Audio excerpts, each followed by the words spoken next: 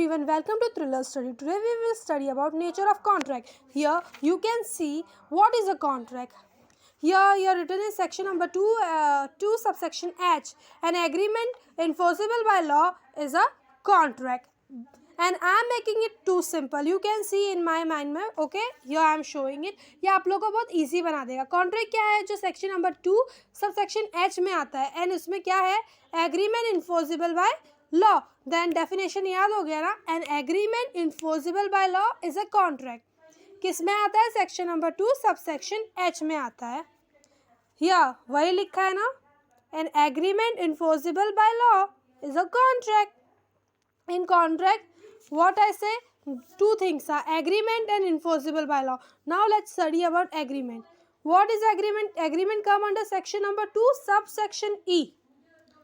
Agreement is a promise and consideration, and by this you can you can say you can learn the definition by this mind map. अब now you are saying कैसे ma'am कैसे learn कर सकते हैं? See here, promise and consideration. Now see the definition. Promise section number 2 subsection E. Every promise and every set of promises forming the consideration for each other is a promise, right? Here you can see promise and consideration. Then as I say definition, agreement defined as under section number 2 subsection E. Every promise or every set of promise forming a consideration for each other is an agreement. मैं assume कर सकती हूँ ना आप लोगों को समझ में आ रहा है. Now let's move on. अब मैंने ये तो बता दिया एग्रीमेंट आपको. अब मैं इन्फोर्सेबल बाय लॉ बताती हूँ. ठीक है. या you can see enforceable by law. Enforceable by law, an agreement to become a contract must give rise to a legal obligation, which means a duly enforceable by law. It means क्या हर agreement कुछ भी लेकर जाओ कुछ भी court में आप enforceable कर सकते हो. No, there is some restriction on it. Okay. Enforce वही हो सकता है जो no love and affection में बना हो and written में रहना चाहिए. Oral भी चलेगा but written में most ज़्यादा अच्छा रहेगा. Then you can say now. अब मुझे तो लगता है कॉन्ट्रैक्ट का डेफिनेशन सबको याद हो गया होगा by this point. Then let me hide it and let's say with me. Contract defined under section number 2 subsection H. What? Agreement and enforceable by law. An agreement which is enforceable by law is a contract. An agreement enforceable by law is contract. And what is the agreement? Agreement का भी definition मैंने बना दिया है. Section number 2 subsection E. Every promise and every set of promise forming a consideration for each other is an agreement. See how simple it is. Just थोड़ा सा दिमाग लगाना बस. And enforceable किसको कर सकते हैं? लव एंड अफेक्शन वालों को. No, the contract which is made out of love and affection can enforceable in the court of law. Okay. इसमें और मुझे बताना है लव एंड अफेक्शन में बट अभी it's for now for nature of contract this is enough for you as जो हमारे module में है. एंड अब मैं एग्रीमेंट के पास मूव करती हूँ. ठीक है. एग्रीमेंट का डेफिनेशन पता चल गया. कंसिडरेशन पता चल गया. एंड कंसिडरेशन क्या होता है? Something in written, right? Something in written. See, now यहाँ पे आप देख सकते हैं यहाँ पर लिखा है difference between agreement and contract. Okay. See, meaning every promise. first तो हमें क्या करना है वो लगा देना है. definition लिख देंगे. तो what I say, मैंने तो definition आप लोगों को एकदम easily बता दिया. Every promise and every set of promise forming the consideration for each other is a agreement. हमें आता है, बोल दो हमें आता है कि नहीं. And contract is agreement enforceable by law. Agreement plus legal enforceability. See यहाँ पर कैसे दिया गया है. देखो मैंने कितने easy में यहाँ पे explain कर दिया. इतना भी कर लोगे ना it's mind blowing. Definition फटाफट याद हो जाएगा.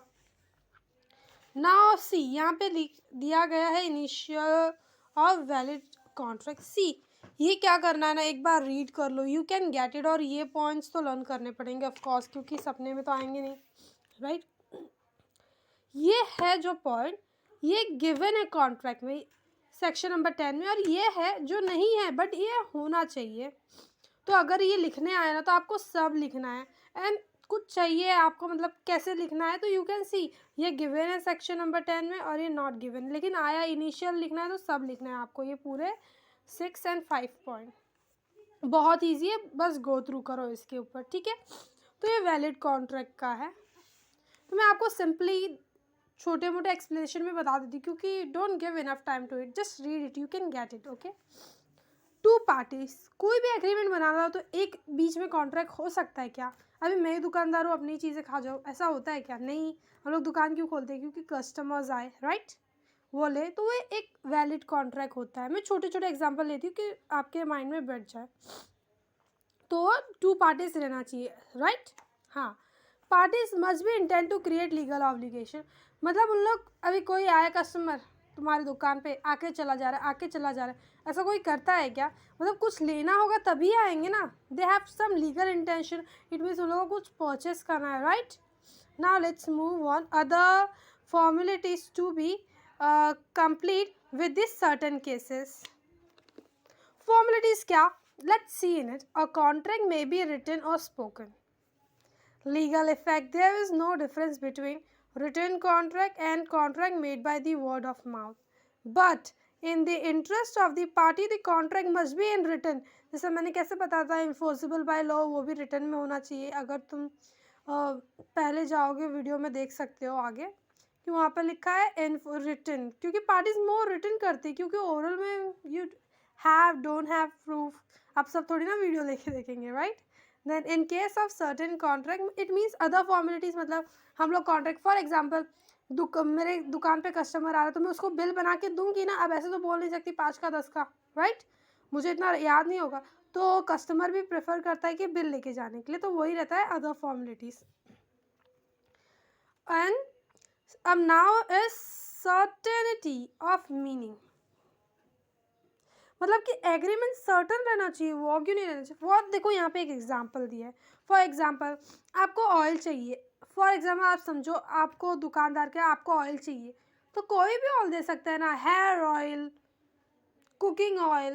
देन आपको डिफाइन करना पड़ेगा कि सर्टेन बताना पड़ेगा कि हाँ मुझे हेयर ऑयल चाहिए या मुझे कुकिंग ऑयल, राइट और रॉन्ग, राइट। देन आपको certainty, possibility of performance of an agreement, देखो the term of the agreement should be capable of perform an agreement to do an act impossible in itself cannot be enforceable, ऐसा agreement रहना चाहिए जो enforceable हो सकता है। For example आप दुकान पे गए, आप दुकान में जाके सामान लोगे ना, अगर दुकान वाले ने चीट किया तो आप जाके केस कर सकते हो, बट ऐसी कैसी बात हुई मुझे दुकान से गन चाहिए, गन दुकान पे मिलता है, ये तो वॉइड थिंग है ना, गन बेचना इनलीगल थिंग है, राइट। तो ऐसे नहीं, कोई ऐसे चीज़ जो पॉसिबिलिटी की, कि फॉर एग्जांपल आप दुकान पे बिस्किट लेने गए तो पॉसिबल है, हाँ, राइट, ऐसा। सॉरी, नाउ अब ये क्या है ना, ये जो हम लोग कवर किया गया है ये है जो है, मतलब कि जो हमारे सेक्शन नंबर 10 में है, ये you can see offer and acceptance of an agreement. I think it's सबको पता है ऑफर एंड एक्सेप्टेंस क्या होता है। ऑफर मतलब ऑफर आया है एंड उसको एक्सेप्टेंस मिल गया, वो एग्रीमेंट बन गया। सी मैंने यहाँ पे एक छोटा सा वो किया है, सी एग्रीमेंट क्या है, सेक्शन नंबर 2। एग्रीमेंट किससे बना है? Promise and consideration. But promise कैसे बनता है, राइट? प्रॉमिस कैसे बनता है? Section number 2 sub section B क्या बोलता है? ऑफर, ऑफर को प्रपोजल दूसरा नाम है, एक्सेप्टेंस ऑफ ऑफर, मतलब कि मैंने ऑफर किया, फॉर एग्जांपल मैंने दुकान वालों को बोला मुझे 5 रुपये की बिस्किट चाहिए, और दुकान वाले ने 5 रुपये एक्सेप्ट कर लिया, मतलब वो मुझे बिस्किट दे रहा है, राइट, उसने एक्सेप्ट कर लिया, वही होता है ऑफर एंड एक्सेप्टेंस, राइट। तो इधर ही ये है offer and offer and acceptance होगा, राइट।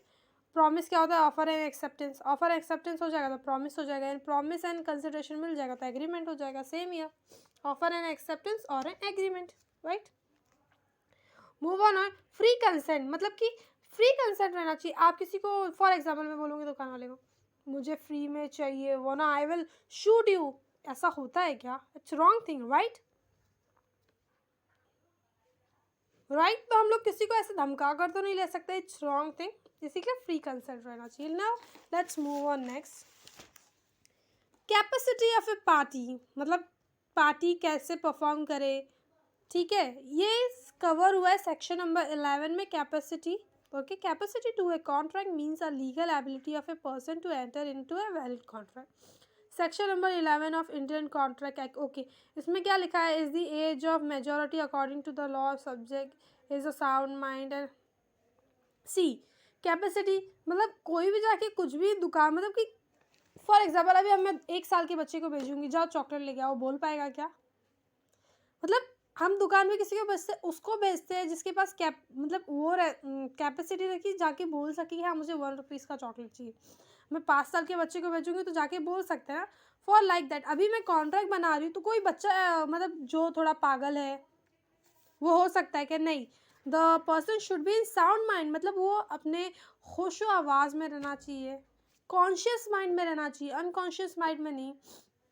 उसके बाद वो लॉ से डिसेबल नहीं रहना चाहिए, मतलब इंसॉल्वेंट नहीं रहना चाहिए, या एलियन एनिमी नहीं रहना चाहिए, मतलब वो अपने लॉ से डिस्क्वालीफाई नहीं होना चाहिए।